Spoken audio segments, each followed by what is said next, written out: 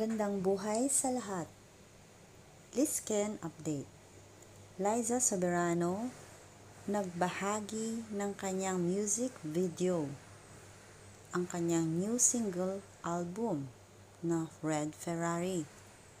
Pinasilip ng dalaga ang kanyang mga ganap at namangha ang kanyang mga fans dahil sa first time na naman na mag-heart react si Enrique Hill sa mga post ni Liza Soberano.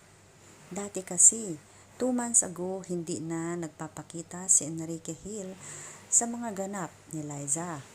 Pero ngayon, natuwa ang mga fans dahil nag-heart react si Enrique Hill sa new update ngayon ni Liza Soberano.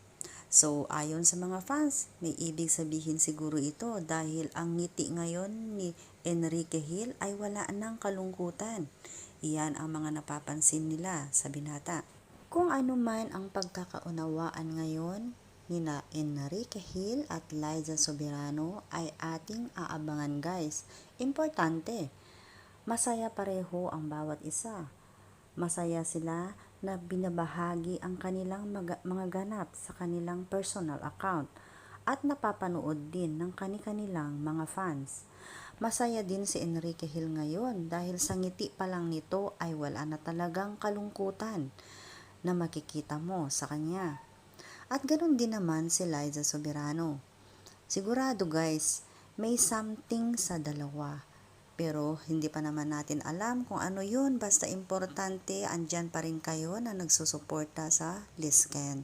Hindi nyo pa rin iniiwan kahit ano ang mangyari. Pati ako guys ay sobrang na-excite nung nakita ko yung pag-heart react ni Enrique Hill.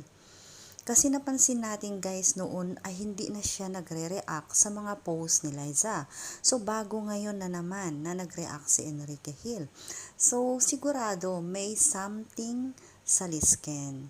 Iyan ang ating abangan.